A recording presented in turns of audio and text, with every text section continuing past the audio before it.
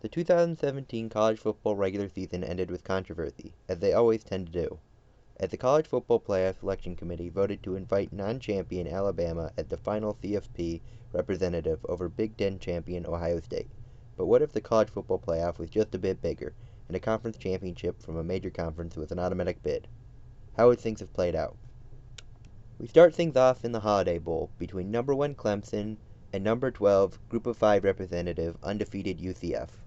After forcing a Clemson turnover, UCF looks to capitalize, but Mackenzie Milton's pass is picked off by Mark Fields, who returns it a very long way for the Clemson lead.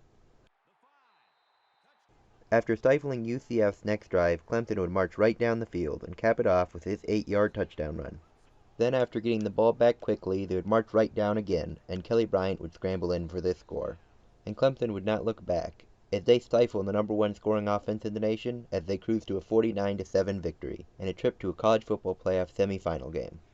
We now head over to the Independence Bowl between number 2 Oklahoma and number 8 Pac-12 champion USC. Late in the first quarter, Baker Mayfield has the Sooner offense moving, and he's able to scramble out for a 7-yard gain. Though it is bad news for the Sooners, as Baker Mayfield is unable to get up after the hit, and he's later ruled out for the rest of the game.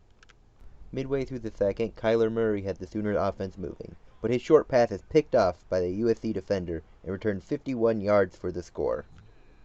Fortunately for Sooners fans, Murray seems to have shaken off the pick, as he finds Jeffrey Mead on the sideline, who breaks his tackle and gets in for a 37-yard score.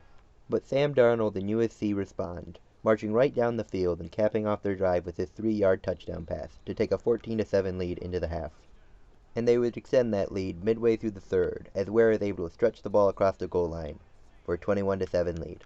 Midway through the fourth, though, Kyler Murray would find a receiver in the back of the end zone to cut the Trojan lead to 7. They would get the ball back quickly, though, and this CeeDee Lamb reception would get them near the Trojan red zone. But on second down, Kyler Murray would take a bad sack. On third down, Kyler Murray would look over the middle, but the pass would be broken up and nearly intercepted on an athletic maneuver by a Trojan defenseman. On fourth down, Kyler Murray would be sacked yet again, clinching the game for the Trojans. And there you have it. Number 8 USC upsets number 2 Oklahoma, 21-14, leaving Sooner fans wondering what would have happened had Baker Mayfield not been hurt in the first quarter. We now head over to the Sun Bowl between number 3 Georgia and number 6 Wisconsin. Late in the first, quarterback Jake Fromm would throw a perfect pass to Wims for a 26-yard score. Wisconsin would respond on their next drive, capping it off with this 1-yard quarterback keeper. Late in the first half, Jake Fromm would find Hardman deep for a 62-yard score. Georgia would add a couple field goals in the second half, while Wisconsin would never come close to scoring again, as Georgia goes on to win it 20-7. We now head over to the final quarterfinal game at the Gator Bowl between number 4 Alabama and number 5 Ohio State. Ohio State would finally break the tie early in the second, as J.T. Barrett scores in this touchdown run. Then later in the second, they would extend their lead to 10 with this field goal. Alabama would then respond with one of their own. Then as the third quarter is coming to a close, they would cut the Buckeye lead to 4 with another one. Then facing 4th and 15 with only 2 minutes remaining in the game, Jalen Hurts would find Calvin Ridley to get inside the Buckeye 5. Joshua Jacobs is then able to power it in for the Alabama lead. Then with under a minute remaining and facing a 3rd and 12, J.T. Barrett would find Terry McLaurin to get inside field goal range. They'd manage to get the ball a little bit closer, and with less than 20 seconds remaining, they'd get a chance to tie the game up. But they would miss it wide left.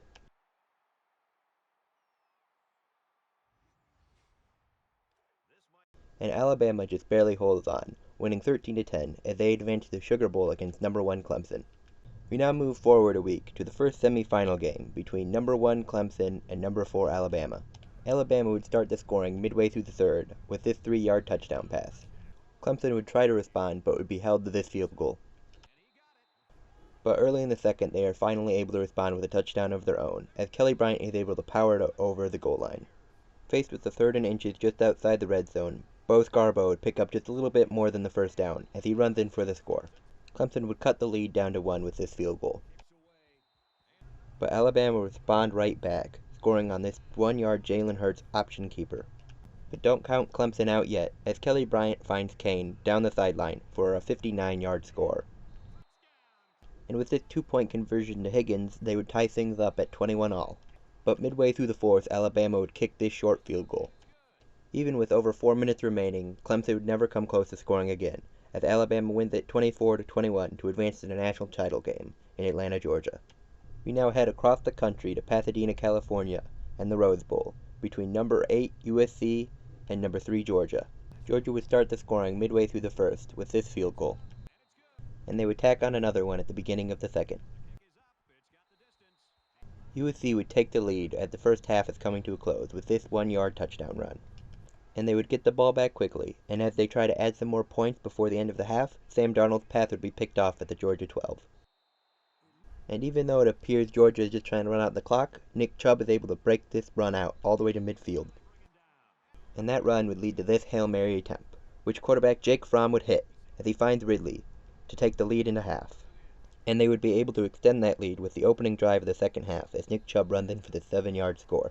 And they would be able to extend that lead as quarterback Jake Fromm would find a receiver open in the corner of the end zone on their following drive.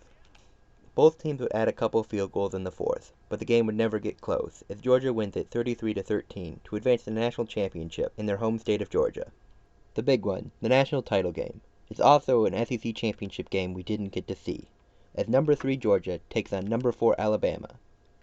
Georgia would start the scoring late in the first, as Sonny Michael is able to power it in for this 16-yard score. Alabama would respond though, as Jalen Hurts finds an open Cam Sims to tie things up at 7. They would then take a 3-point lead late in the third with this field goal. They would then extend it to a 10-point lead, as Jalen Hurts is able to scramble in for this 6-yard score.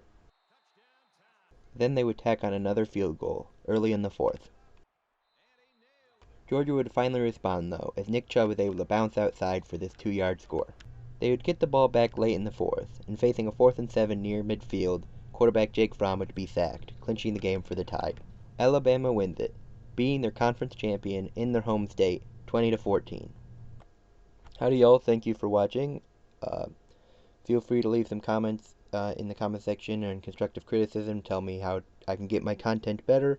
If you like this video and are interested in more college football playoff videos, I've got lots on my channel of just historical ones, as well as some other football content. So anyway, thank you for watching. Bye.